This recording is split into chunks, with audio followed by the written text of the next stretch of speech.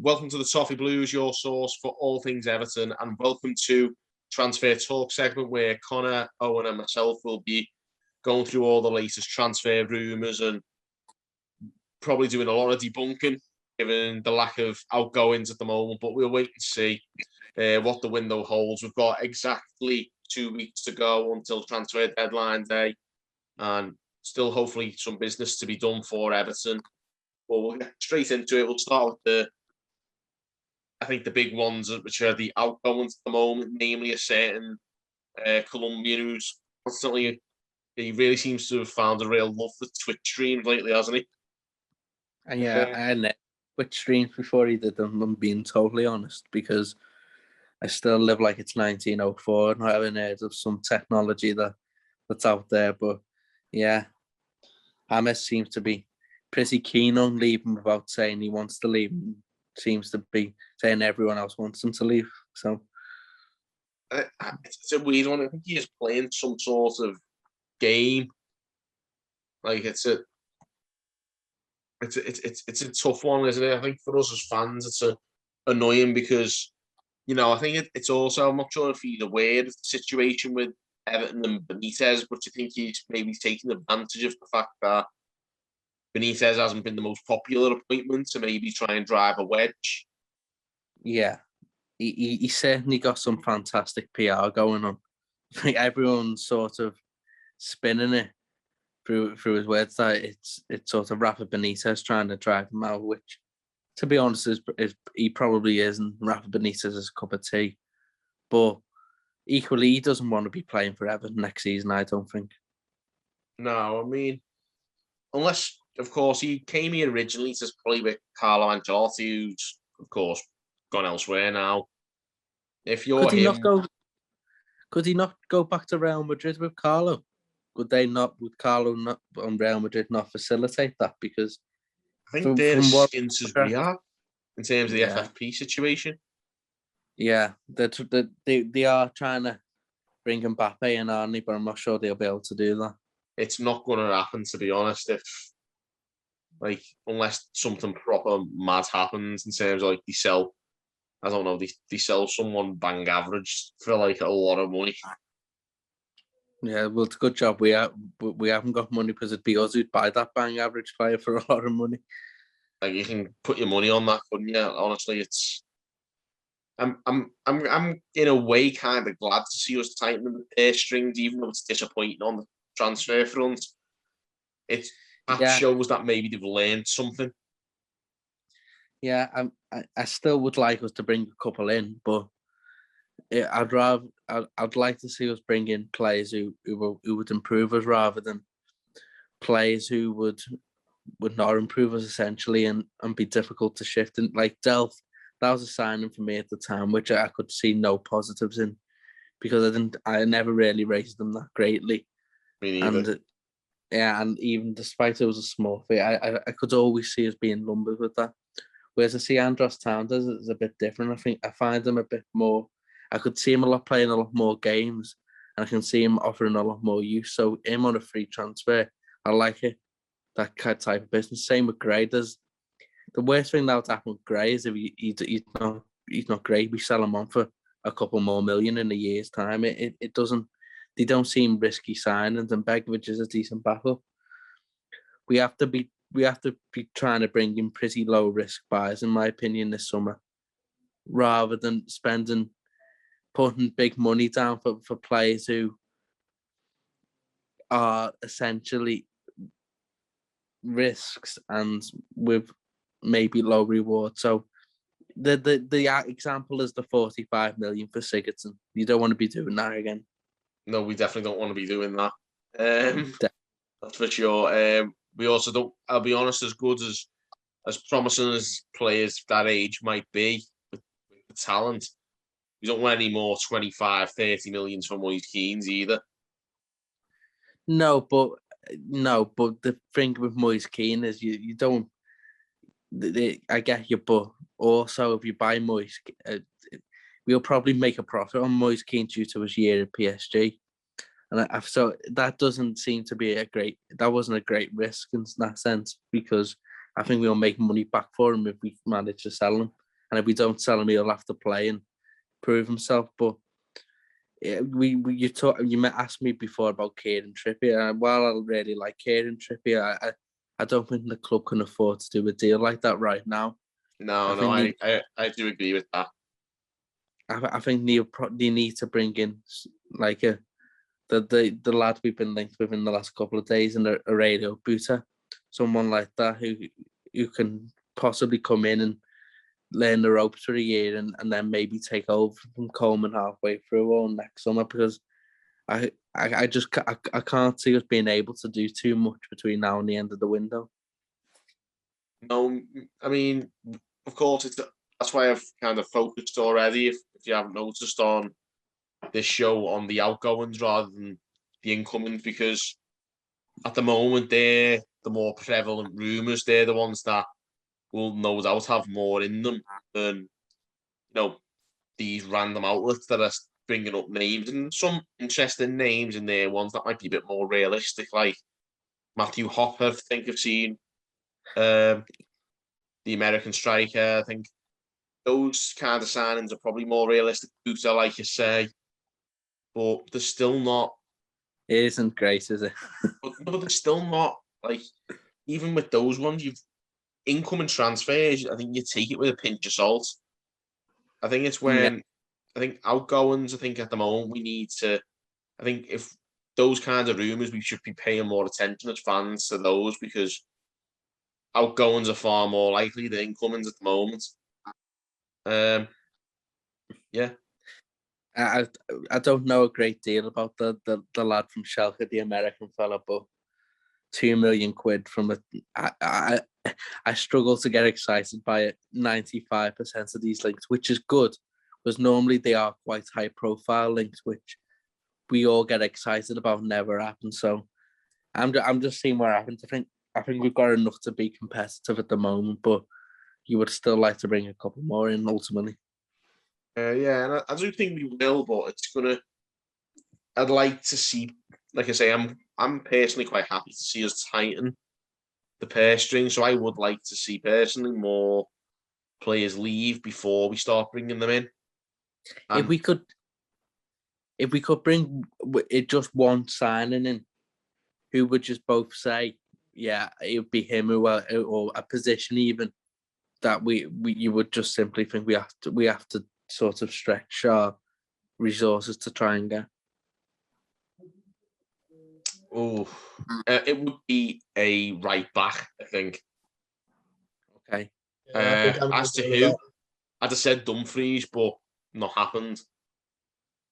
No, I wrote something on as we should have got Dumfries when Marco Silva was manager, because I thought he really suited the way we were playing then, in terms of getting high up the pitch and sort of pressing higher and that kind of style. I don't think he would have been a great fit under Rafa Benitez. Maybe not, but he someone who could maybe have been moulded. I think Rafa's took players in the past who maybe have looked at an odd fit for him, and he's got a tune out of them. So maybe, but I think ultimately, if we get anyone in before the end, I think we would have done well, because it just doesn't look really promising at the moment on that front. No, it does. I can't even think of a decent right back who would improve the team at the moment. They're not young ones anyway. I think Dumfries was the one that screamed at us, wasn't it? It was like the obvious solution, but yeah. Beyond that, maybe that boost is probably the best thing we could do at the moment. Maybe. I would have liked to have seen us last summer trying to compete to get Matty Cash, who went to Villa. I think he's been okay.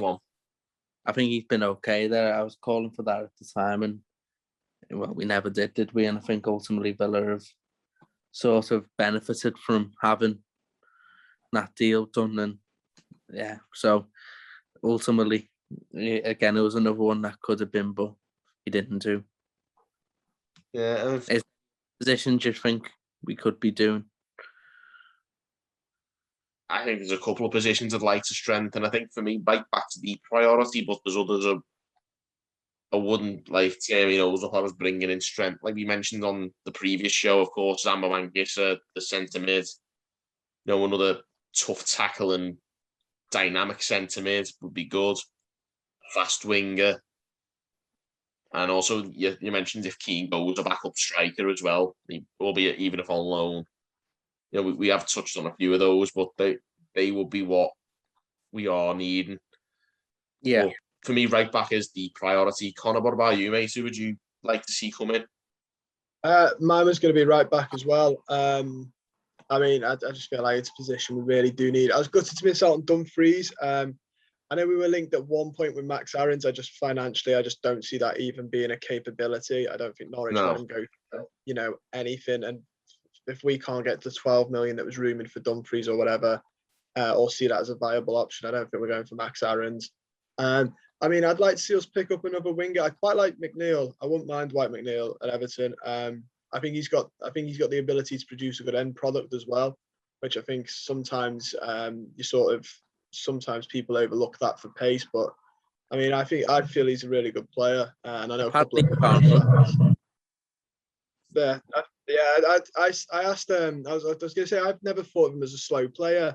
And I've got a mate who's a Burnley fan, and he can't believe that certain Everton fans are going, "Oh, he's too slow." Because he said whenever he watches him play when he goes to games, he said he's actually, he's not. Don't get me wrong, he's not Leon Bailey rapid, but he's not slow by any means.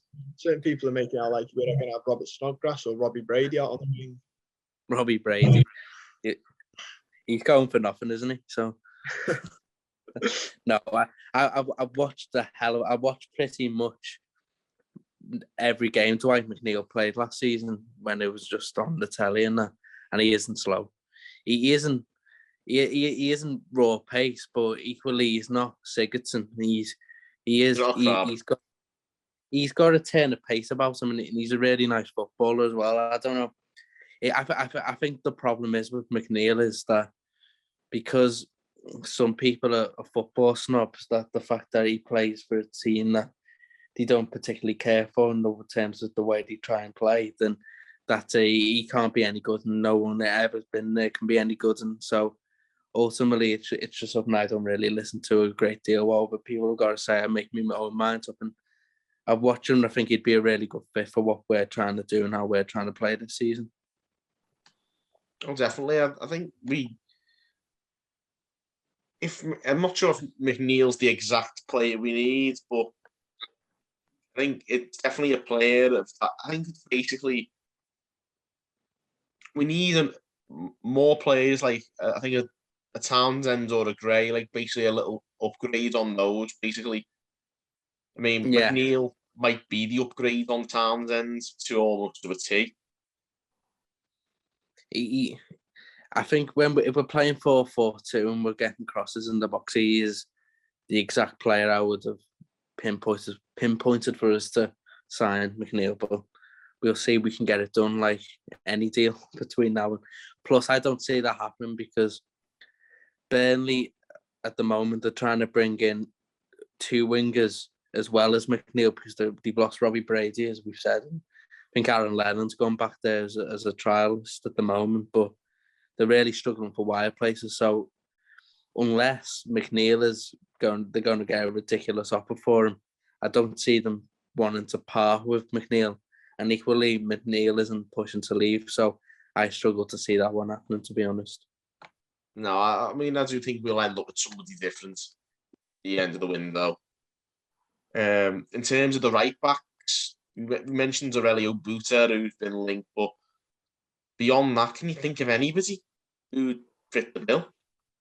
Well, there's been a sort of hint the last couple of days that Benitez is keen on Trippier, but again, I just can't see us paying the fee that would require him to come here at his age. I don't think we can afford to do that. On loan, maybe?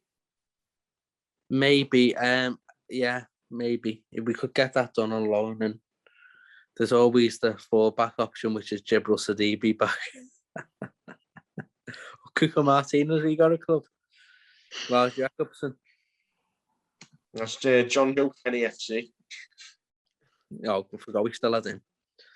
So, yeah, we'll just play Kenny. Why not?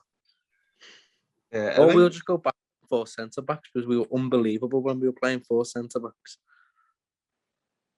So let's just buy just loads of centre backs and just play them all. Just, be really horrible. Yeah, I think the more horrible, the better. I think as far as Owen's concerned. Get a bunch of Vinnie Joneses in and just kick the lumps out of everyone. Connor, what else? What else would you like to see us bring in? I mean, if Moise Keane goes, a backup striker would be an ideal one. I think that'd make a little bit of sense, but I don't know. Maybe Solomon Rondon, like Owen mentioned, because he's a free transfer, and like Owen said previously, he would suit the style of play that we're going to go for. If you're going to get crosses in, you need somebody who's going to be an aerial threat, and he physically is quite an empowering person. He's going to bully defenders in the box and try and get his head on stuff. So maybe him. Other than that, though, I don't see. Obviously, we're linked with that Hop. I don't know enough about him to really give a full opinion on. I know he played in the Gold Cup, and I think he got 1 goal in 5 games for the US. And I know a couple of scouts on Twitter rate him quite highly, but I don't know enough to judge him. So other than that, I don't know who you'd go for as a backup striker. And ultimately, that's like who's going to want to come to play as a backup striker, because it'd be very obvious that's what they'd be. I would be more comfortable. Is that okay? Yeah. Oh, look there, you're right. Yeah. I'd be more comfortable with Rondon than the American fella. But no, that's just because I haven't seen that overlap play. But I think how old's the fella? How old's Hop? Hop's 21. Yeah, I would question his sort of ambition to come to Everton at 21 to be our backup striker with very limited opportunities to play due to how our front two with Richarlison and Calvert-Lewin play anytime they're fit. Surely he'd want to go somewhere where he's going to play 30 games a season, and I don't see that being a possibility for him at Everton. I think if I was him, I'd be wanting to go somewhere where I would get more game time. But I'm unsure on that. I think beyond them two, I don't know. Have we been linked with anybody else? Not up top anyway now. No, I don't know. It's a difficult one. I think there was a rumor going around last week about Holgate going to Brighton, but I think that was quashed quickly. That being it, I don't know. Would there be an offer, a bid you would entertain for Mason Holgate? Yeah, I think there would be. What about you, Connor? Yeah, I'd certainly welcome it. Depending on the price. Obviously, we got him for quite cheap anyway, so we're going to make a profit regardless. But I actually think as well, if he went to Brighton, he'd actually have a bit of a resurgence in his career. I think he'd do quite well at Brighton. I think he'd suit the system that Potter's trying to put forward. Yeah, they play pretty much a free man defence. And to be honest, any time Mason Holgate's been good in the consistent spell is when we've been playing, when he's been our right back last season or when we played 3 centre back. So I think that'd be a good fit for him. And if we got a decent bid for him, I wouldn't be totally averse for us doing that, because I think it'd be one good for the player and more money in the coffers so we can strengthen the squad. But I don't know. I'm not in a rush to sell him, but I just thought because he was being linked with other clubs, would that be something we could consider doing? But like I said, I think it's just a case of us looking around and seeing, can we just pick players up to improve the team?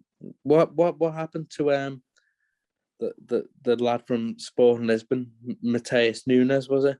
That's long gone, hasn't it? That rumour that was like all over. I was all over for a long time, wasn't it? Yeah, he was apparently in a hotel, wasn't he, ready to sign during the summer at one point, people were saying. Yeah, I mean, I don't know. I didn't know too much about him either to comment, but is what it's difficult because when I haven't seen a lot of a play, it's difficult for me to comment on them. But we do need players, and he did seem someone who could improve with the team. Yeah, I think another thing we mentioned there, we were speaking about Mason Holgate possibly going to Brighton. They have just sold Ben White. They played Shane Duffy Saturday, and I don't think he really suits the way they try and play. So Not the Potter way anyway. He was bought in the Houghton days, wasn't he? Yeah, he's very much Chris Hughton sort of. Him and Duncan Duffy with the rear guard, weren't they? They were so tough and no nonsense, weren't they? So I don't think I can see that. I'm surprised Joel Veltman hasn't been playing for them, because I'd have seen him as a bit more of a suitable centre back for them than Shane Duffy. But yeah, I think they'll bring someone in. If it's Holgate, then that we'll have to see. But I think people would argue that's another position we need if we sold Holgate. Would the fee justify the means? I think the fee would justify the means, to be honest with you. I think, the thing is, Arsenal have just paid a lot of money for Ben White. I think if they've just received 50 million for him, I don't see why we couldn't sneak a 20 million out of them for Holgate. Yeah, we know they've got money now, don't we? So we could probably throw a couple more quid out of them. Yeah, that was a crazy buy though. Ben White, 50 million. That's interesting. Yeah, but this is the thing. They want to sign Ramsdale, don't they, for about 25 million. They must have money to burn if they're willing to spend that much on average players. So England Euro finalists, those two. That's it. So that's how people are flogging them, innit? Yeah. I Even mean, though neither of them kicked the ball, but Fabian Delph was in the in the England squad once. Yeah, Fabian Delph got to the World Cup semi-finals with England. Clearly, Brands fell for that one. Yeah, well, we gave Man City about 7 million quid for him, didn't we? That's clinically insane, that, isn't it? That's high street robbery, though. Yeah, I think he's been fit for about 4 games since he's been here. Yeah, it's just mad, isn't it? Like, but that's the thing. I think I'm glad to see that the kind of theme I've been going with this whole show. Really, is that I'm happy that we're not making moves like that. I think the moves we are making are generally, we're not spending a lot of money. We're being quite frugal, being a bit more clever with the signings, and I think we need to become more clever, because since Mashiri took over, we just seem to be like, I don't know, it's just unhinged in terms of our transfer spending. And it's just it's very much a reality check, hasn't it? Yeah, it has. But, the thing is, if we do see sense, then, we need that kind of sense to become a regular thing at Everton, and to make sure that we're a bit more clever in the market, because we haven't been. And, we need to start building a squad properly, rather than the scattergun approach that we've taken. And, if this is the start of that, then that can only be a good thing. Yeah, I think I don't know who we'll ultimately bring in, if anyone, but who we have got, we need to make the most out of this season and sort of get the most out of everyone. And ultimately, I think we'll see if at the end Rafa Benitez can work his magic and get an extra 10% out of everyone. Yeah, I think that'll be the aim. I think I do like the idea of an Everton team, even though like some of these signings have been underwhelming, maybe. But I think for us, it's more important to basically change the way things have been in the last 5 years and make an Everton team again, similar to maybe what David Moyes had, where the team was actually greater than the sum of its parts, rather than some of the parts not equaling a team as it is at the moment, where you've got a lot of decent players on paper who just won't gel and don't seem to know how to play football when they set foot on a pitch in an Everton shirt. Yeah, that's ultimately, I think Yeah, it's very much been a reality check this summer, and we'll just see how it ends if we get a few more in. Yeah, we'll leave it there anyway. We'll see how the transfer window pans out. Like I said earlier on, 2 weeks to go to the day of transfer deadline day. Hopefully with a lot of more ins and outs to come at Everton, and we'll have to keep our eyes open. I'm sure the transfer rumour mill will be hotting up as this week pans out, and we'll see what happens. But like we say, we've had a lot of players discussed in this show. If you want to let us know your opinions on those potential signings and players who you'd like to bring in who we haven't mentioned as well, give that a mention, and of course players you want to see us shift as well. So just get us all your opinions in who you'd like to see in and out. Give this video a like and subscribe for more content. Of course, season underway now. Get your new merchandise from Everton Direct. The link is in the description below. And of course, we've also got the link in the description to football prizes, where you can join the raffle to win a signed Richarlison shirt. And why wouldn't you want to do that? Tickets for that are £5.95, and you've got until 7:30 p.m. on the 24th of August to get your raffle tickets. But yeah, click the football prizes link in the description below to win the signed shirt, potentially.